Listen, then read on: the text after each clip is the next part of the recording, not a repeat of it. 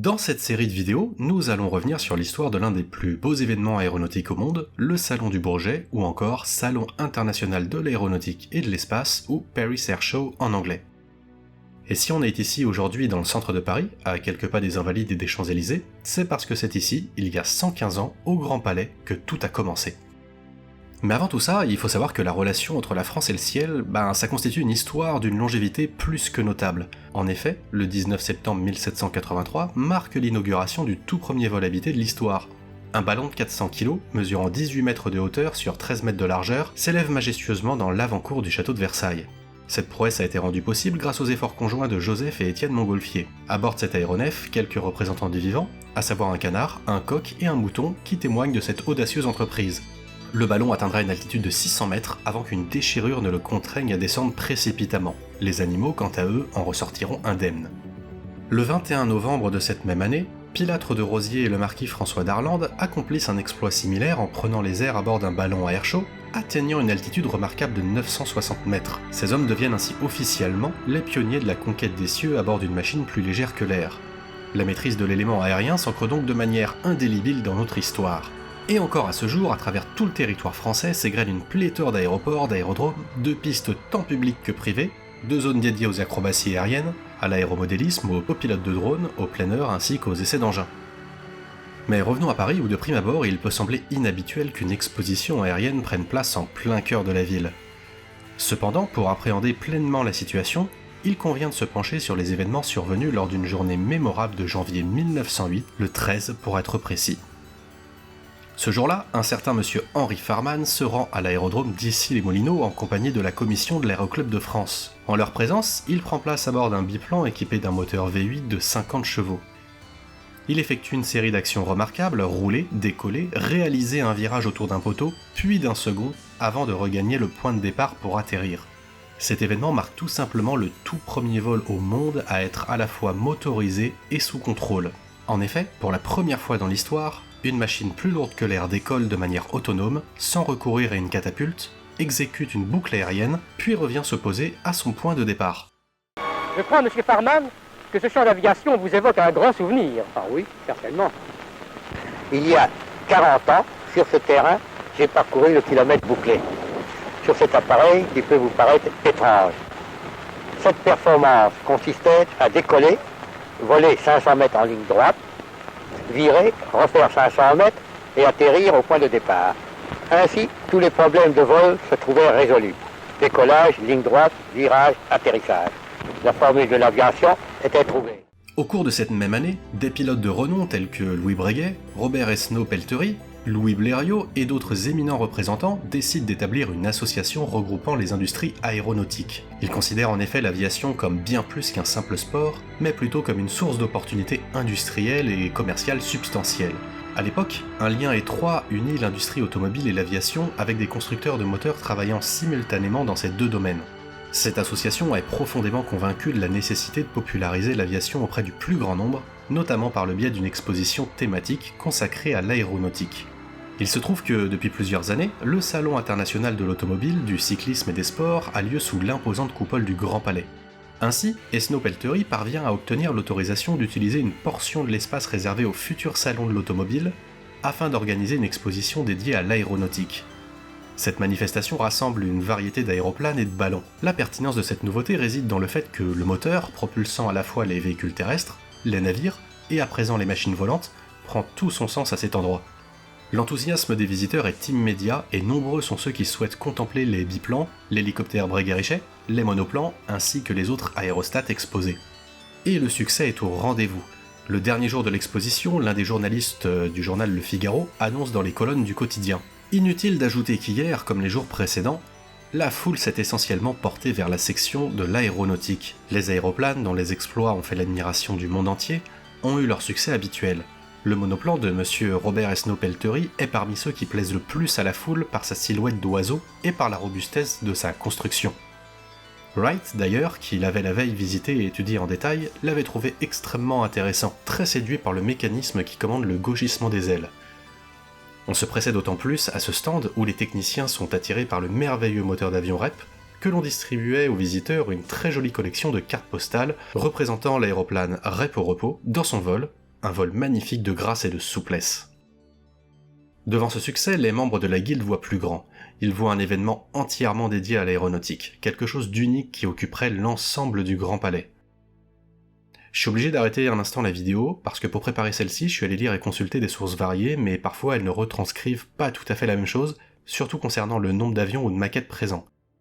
Donc il se peut que certains chiffres ne soient pas tout à fait exacts, et j'en suis vraiment navré. Et le rêve prend forme. Du 25 septembre au 17 octobre 1909, se déploie au Grand Palais la première exposition internationale de locomotion aérienne de France. Le Paris parisien est couronné de succès, la totalité de l'espace du Grand Palais se trouve investie par une quarantaine d'aéronefs, des moteurs, des hélices, des équipements vestimentaires, des parachutes, des appareils photographiques, des ballons, des cartes postales, des ouvrages constituant un spectacle éblouissant et une décoration singulière pour l'occasion. Plus de 350 exposants, dont plus d'une centaine directement affiliés à l'industrie de l'aviation, se donnent rendez-vous. La vedette incontestée du salon est le Blériot 11, l'avion avec lequel Louis Blériot vient de réaliser, pour la première fois, la traversée aérienne de l'Angleterre à la France. La présence de cet appareil au Grand Palais attire même des visiteurs étrangers, venus spécialement pour contempler cette prouesse aérienne. Au cours de cette période, plus de 100 000 visiteurs franchissent les portes du Grand Palais. Le premier salon s'avère être un triomphe monumental, et la décision est prise de renouveler l'événement. Nous sommes à une époque où la technologie progresse à pas de géant, offrant chaque année un monde nouveau aux visiteurs. En 1910, lors de la deuxième exposition de la locomotion aérienne, du 15 octobre au 2 novembre, les biplans cèdent rapidement la place aux tout nouveaux monoplans, bien plus performants. Progressivement, les ballons et les dirigeables seront d'ailleurs remplacés par d'autres aéronefs, laissant l'avion et le moteur s'affirmer comme les protagonistes incontournables. Une fois de plus, l'exposition remporte un succès retentissant. Il convient de se représenter le fait qu'à cette époque, chaque année apporte réellement son lot de nouveautés et introduit des avancées absolument inédites. La technologie et la recherche progressent à une vitesse remarquable. Lors de cette seconde édition, il y a déjà un appareil particulier, le Coanda 1910. Il s'agit d'un avion expérimental, sans hélice, et qui pourtant a bien un système de propulsion. L'avion possède un moteur à piston qui entraîne une turbine, celle-ci entraînant de l'air dans des chambres à combustion avant d'être expulsée vers l'arrière. Si ça semble si similaire à l'avion à réaction, c'est qu'il en est, d'une certaine manière, une sorte de très lointain cousin. Malheureusement, un mois après l'exposition, l'avion sera définitivement perdu car détruit lors d'un test. Lors de la troisième édition, qui se déroule du 16 décembre 1911 au 2 janvier 1912, les visiteurs sont à nouveau frappés d'étonnement en découvrant une innovation majeure, des avions dotés d'un revêtement de structure métallique. Les progrès sont si rapides et les percées dans le domaine de l'aéronautique si nombreuses que les organisateurs se voient contraints d'avancer la date de la prochaine exposition qui ouvre ses portes fin octobre. Au cours de cette année, le monocoque de Duperduissin est mis en avant, cet avion étant celui qui franchira la barre des 200 km/h. C'est également à ce moment que les avions militaires commencent à affluer en masse au salon. L'année suivante, en 1912, l'événement se déroule quasiment tout au long du mois de décembre. Le contexte géopolitique en Europe est particulièrement tendu, et ce sont les avions militaires qui sont à l'honneur, avec même la présence d'un avion équipé d'un mécanisme de largage destiné à accueillir une bombe. La guerre éclate alors en Europe, et pendant cette année, le salon ne trouve plus sa place. Néanmoins, l'aviation prend une importance cruciale dans le conflit. Les usines se consacrent à la fabrication d'avions, les écoles forment des pilotes, et l'avion s'impose pleinement au sein des armées et dans l'économie des nations.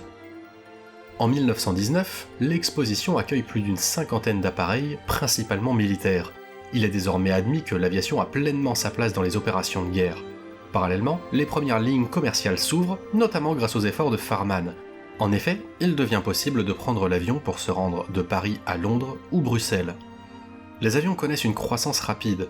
En 1921, Farman expose notamment le bimoteur Goliath, et les visiteurs peuvent également admirer le Caudron G3, utilisé par Adrienne Bolland lors de sa traversée des Andes. L'événement adopte une cadence biennale, une décision motivée tant par la facilitation de l'introduction de nouveautés que par des considérations économiques. C'est la fréquence qui est toujours en vigueur de nos jours. La 8e édition du salon, tenue du 15 décembre 1922 au 2 janvier 1923, révèle aux visiteurs le Breguet 19 ainsi que le chasseur Dewatin D1. Le 9e salon, en 1924, s'oriente vers les porteurs lourds, mettant en avant la présence du Farman Jaribou et du Bacalan. Près d'une cinquantaine d'aéronefs sont présentés au cours de cette édition. Le 10e rendez-vous, en 1926, toujours en décembre, se distingue par la présence remarquée de près de 60 appareils, avec la participation de plusieurs nations, dont la France, l'Angleterre, la Tchécoslovaquie et l'Italie. Le thème de ce salon est consacré à l'évolution de l'aviation, les techniques de construction, les performances, ainsi que la recherche de la sécurité. La marine propose également aux curieux l'occasion d'admirer le futur porte-avions français, le Béarn, qui entrera en service en 1928. Un large éventail d'aéronefs militaires et civils est également présenté, dont le Potez 25. On y découvre également le trimoteur Fokker 7 de l'amiral Byrd, utilisé lors de sa mission au pôle Nord.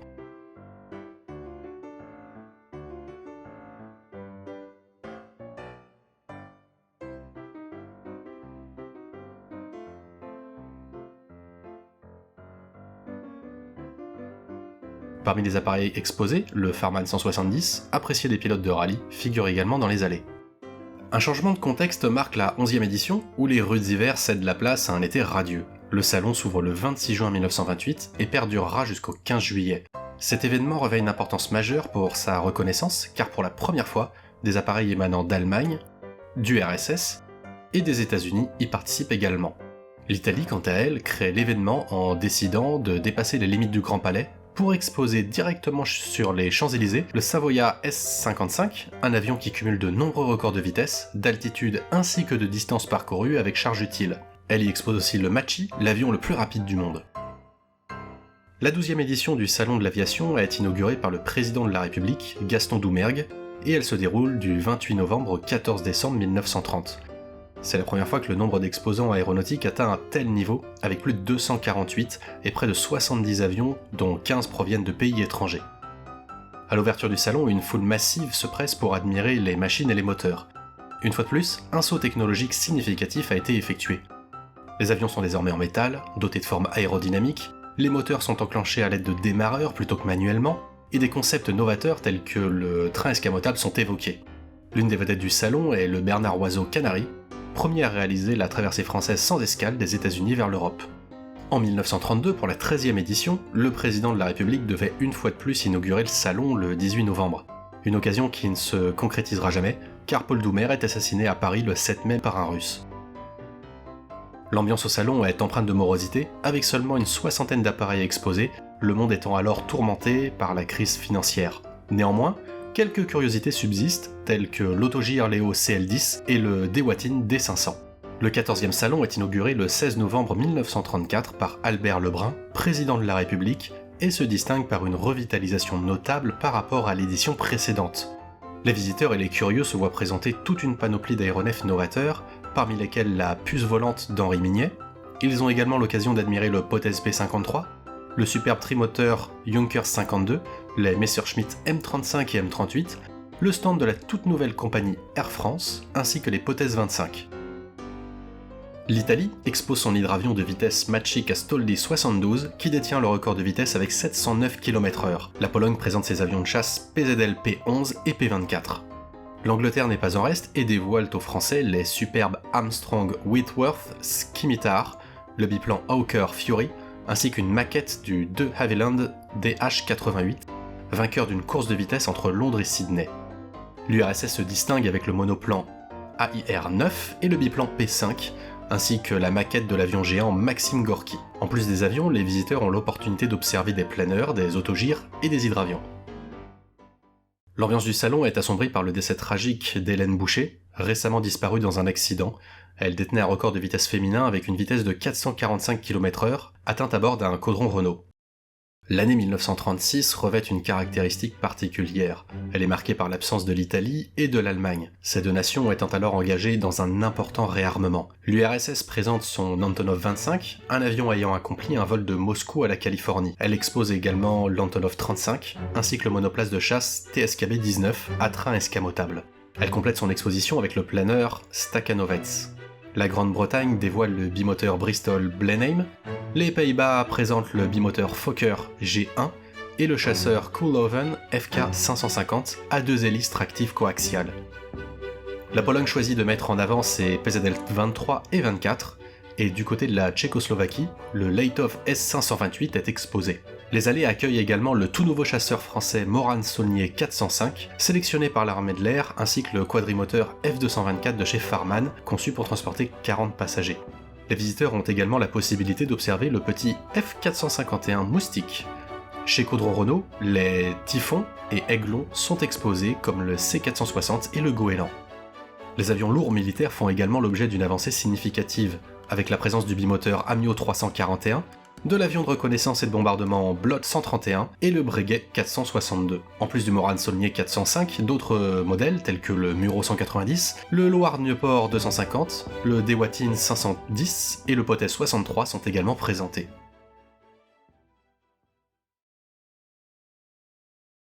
En 1938, le salon, ouvert le 25 novembre, prend une tournure très militaire. Certains spectateurs se retrouvent de plus en plus perplexes. D'un côté, l'anticipation d'un avenir teinté d'inquiétude, et de l'autre, l'émerveillement devant les prouesses technologiques et les performances remarquables des aéronefs présents. Lors de cette édition, la paix semble s'éloigner à mesure que l'on parcourt les allées du salon. Lors de l'ouverture, M. Philippe Roland, journaliste au Figaro, écrit gravement « Ce matin, à 10h, M. Albert Lebrun, qu'accompagnera M. Guy Lachambre, ministre de l'Air, inaugurera au Grand Palais le 16e Salon de l'Aviation. Les ailes et les fuselages ne sont plus couverts, cette année, des teintes suaves et des couleurs pastel que portent allègrement les appareils de tourisme. Les coques sont grises, les planques kaki. Les arabesques de camouflage brune et le verdâtre ne respectent que les cocardes nationales, cibles tricolores. Le salon est hargneux. Ces trous noirs dans les bords d'attaque sont des canons de mitrailleuses, ces trappes des masques des lance-bombes. Imaginez un salon de l'automobile où 95% des modèles exposés seraient des tanks ou des automitrailleuses. C'est précisément pour cette raison que ce 16e salon battra tous les records des entrées. Le grand public voudra venir contempler ces appareils dont on lui parle et qui matérialisent le danger aérien à 500 km à l'heure. Les avions se distinguent par leur structure entièrement métallique, l'absence de biplan, les trains escamotables, les hélices métalliques à pas variables, les radiateurs refroidis offrant des performances exceptionnelles et les moteurs suralimentés. Les visiteurs déambulent dans des allées découvrant des prouesses technologiques, des moteurs dotés de 16 cylindres en V ou en X, voire même de 24 cylindres, dépassant fréquemment la puissance de 1000 chevaux. Indubitablement, le monde de l'aviation pénètre dans une nouvelle ère. On y découvre également une maquette de l'hydravion géant Potez CAMS 161 et du SE 200. Quelques appareils de compétition attirent l'attention, notamment le Lignel Mistral et le Minier HM 210 Super Pou du Ciel. La Grande-Bretagne expose son bombardier Bristol Blenheim ainsi que le Miles Monarch. Du côté du stand de la Royal Air Force, les visiteurs sont initiés aux prémices du combat aérien futuriste avec le Hawker Hurricane et le Supermarine Spitfire. Les États-Unis sont également représentés, exposant le bombardier Vought V56. L'Allemagne fait son retour au salon, mettant en scène le bombardier Dornier DO-17, et les Allemands présentent également sous forme de maquette, et avec une explication relativement succincte, les chasseurs Bf-108, Heinkel 112, Focke-Wulf 89, ainsi que le Junkers 90, le Dornier 26, l'hélicoptère Fokker Achilles.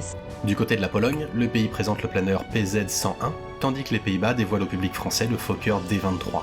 Le salon tire sa conclusion le 11 décembre 1938, laissant place à une étrange sensation, les conversations évoquent la guerre et les tensions entre les nations. En cette fin d'année 1938, l'horizon apparaît effectivement bien sombre et préoccupant.